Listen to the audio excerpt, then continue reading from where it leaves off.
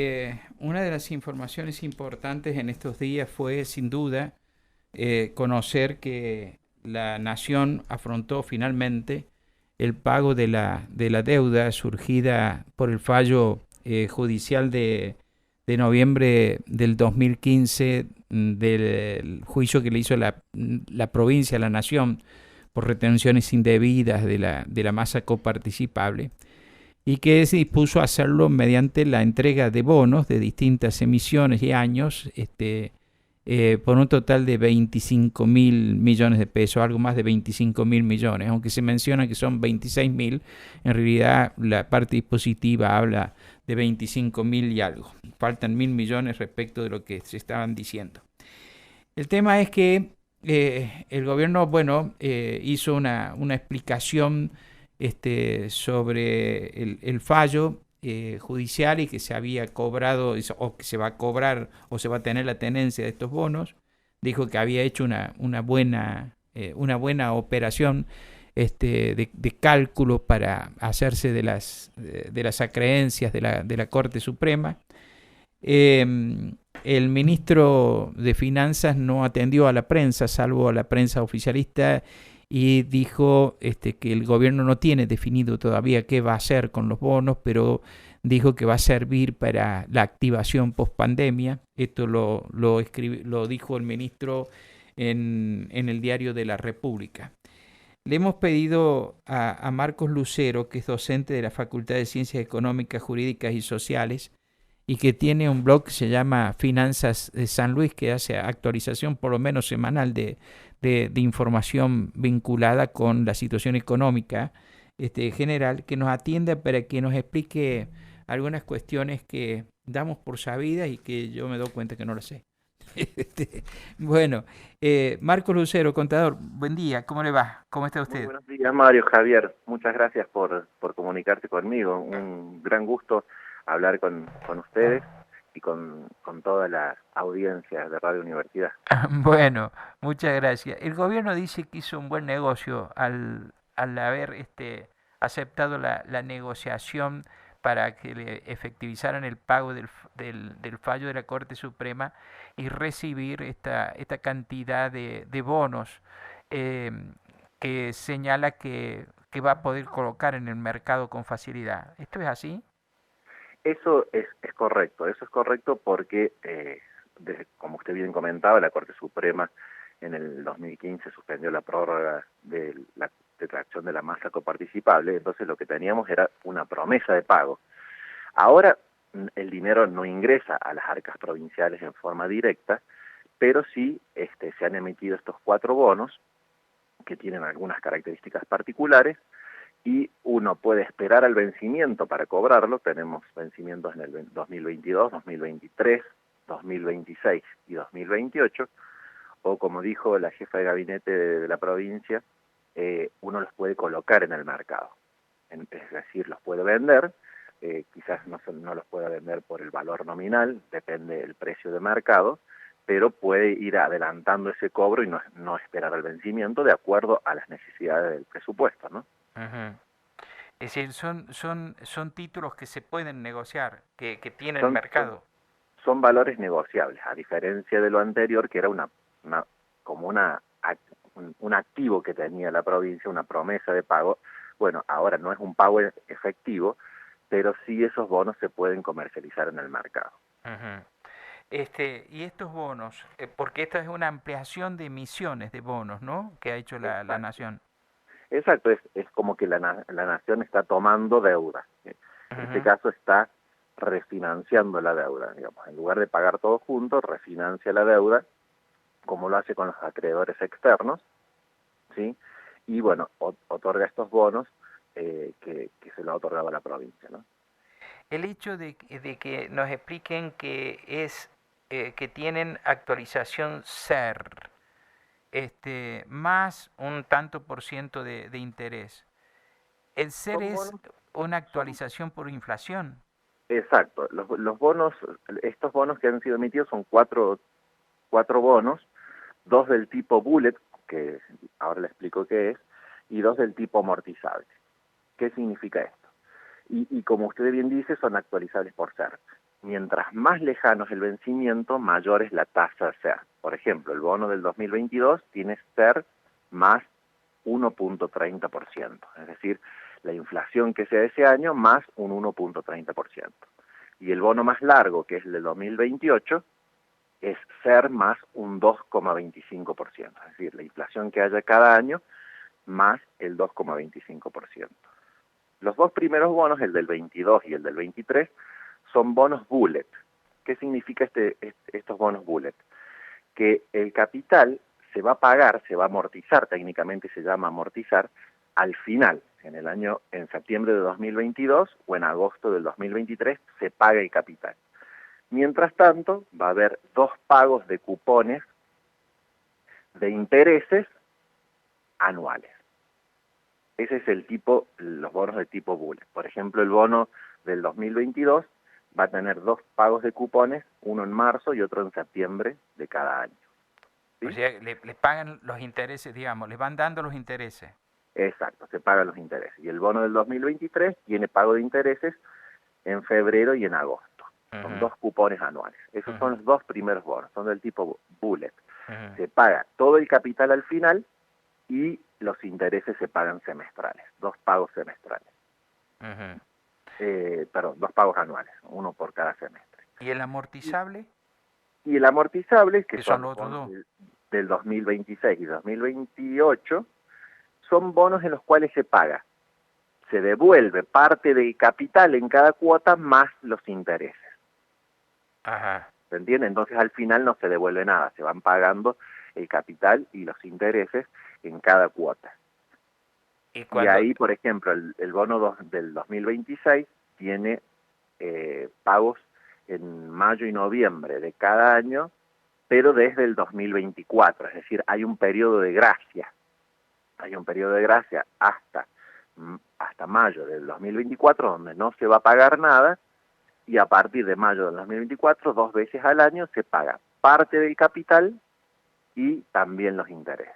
Cuando llegue al vencimiento ya está saldado. Ya está saldado, exacto. Cuando llegue, de manera tal que ese dinero la provincia lo va a empezar a recibir en el 24 en realidad, y lo va a terminar de una parte de recibir en el 26 y otra parte en el año 28. El bono, el último bono, el de 2028, se empieza a pagar también desde mayo del 2024 y también en 10 cuotas semestrales, desde mayo del 2024 hasta septiembre del 2028. ¿Puede ocurrir que la nación no pague eso y le dé otro bono después o no? Puede ocurrir, sí, puede que se refinancie la deuda, puede que la nación tenga dificultades para pagar y pueda pedir una refinanciación, así como ha hecho muchas veces con bonos, por ejemplo, que han estado en poder, por ejemplo, de los fondos buitres o de cualquier acreedor externo. Pero a diferencia de ese tipo de bonos, estos son emitidos en pesos. Entonces, los bonos, los anteriores, eran emitidos en dólares. Entonces, por ahí el gobierno decía, bueno, no tengo dólares para pagarte, te tengo que refinanciar sí o sí.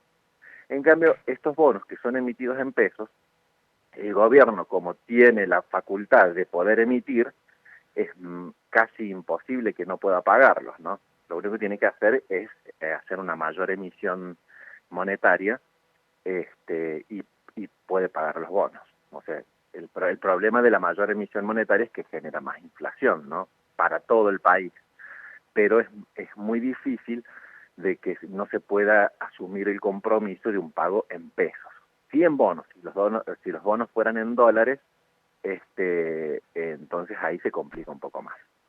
El gobierno dice que no aceptó de la gestión gubernamental anterior, de la gestión de Macri, el bono que le ofrecían a 3 años para cancelar la deuda que ahora va a cobrar, porque el bono que le ofrecía la gestión de Macri era un bono que era solamente no era transferible, no lo podía negociar, y su cobro no era seguro. Bueno, el problema es el tema de la liquidez.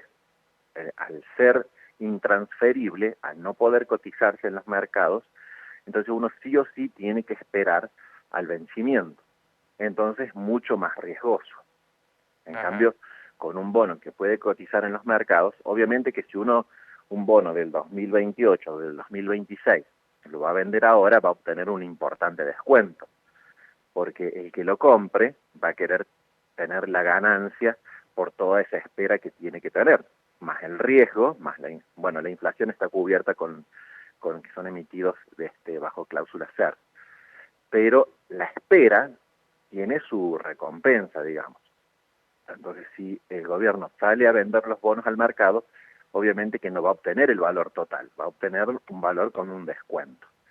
Con el bono que se prometía antes, al ser intransferible le genera más riesgo, porque sí o sí tiene que esperar el vencimiento y no se puede hacer de los pesos en forma adelantada.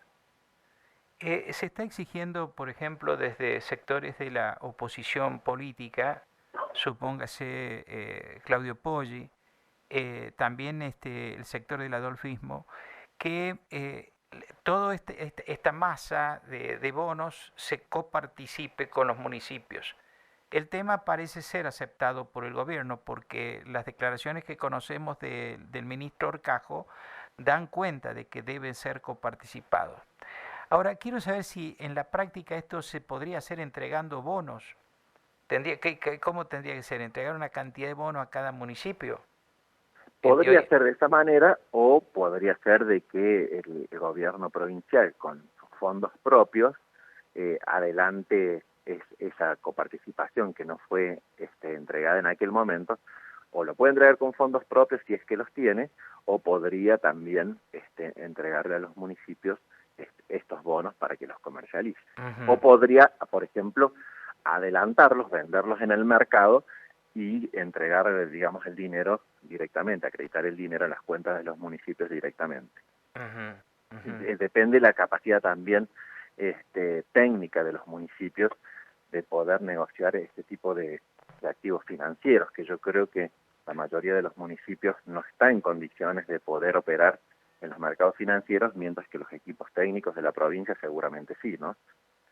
Una de las posibilidades, disculpe, contador, a lo mejor el nivel de las preguntas, pero una de las posibilidades sería que la provincia conserve en su tesoro todos estos bonos hasta el momento del vencimiento y entonces hacerse del dinero y ver cómo lo va a invertir. Otra posibilidad, ¿cuál es? Que salga a venderlos. Exacto, lo sale a vender en el mercado, de acuerdo a las necesidades seguramente de caja del Ministerio de Hacienda, y bueno, y a los programas gubernamentales en los cuales se quieren aplicar esos fondos. Si uno tiene tiempo para esperar al vencimiento de esos fondos, podría esperar hasta el vencimiento, y si tiene necesidades de realizar pagos de manera anticipada, podría ir a venderlos en el mercado y hacerse de esos fondos para poder cumplir con las obligaciones que se van asumiendo, ¿no? Pero todo eso depende, ya no es una cuestión de recursos para el gobierno provincial, sino es una decisión sobre gasto, cuál van a ser las políticas de gasto público o de inversión que tenga el Estado provincial. Entonces ahí tendremos que ver las necesidades de financiamiento y, como usted bien dice, podría darse la posibilidad de que se requieran esos fondos, entonces salen a venderse al mercado antes del vencimiento. Eventualmente lo podría utilizar, digamos, para pagar a futuro, no sé, obras. Que los pueda transferir, dice usted. Sí. Podrían transferirse porque estos bonos, digamos, si se pueden vender en el mercado, obviamente que un acreedor del Estado los podría recibir también. Depende de las negociaciones que se hagan. Habría que ver si los acreedores del Estado están dispuestos a recibir activos financieros o quieren que se le acredite directamente el dinero. Todo eso dependerá también seguramente de las licitaciones que se hagan a futuro. Puede que una licitación pueda establecer de que se pague con bonos, Ujú. pero bueno, son todas suposiciones que estamos haciendo ahora y no podemos, se lo tendrá que preguntar al ministro Arcajo a ver cómo será en adelante todo el tema de licitaciones y si se podrá prometer pagos en bonos o en dinero. En principio, entonces, el hecho de que la provincia haya negociado que le paguen la deuda del juicio con estos bonos no está mal. Pudo haber otra mejor, pero no está mal esta.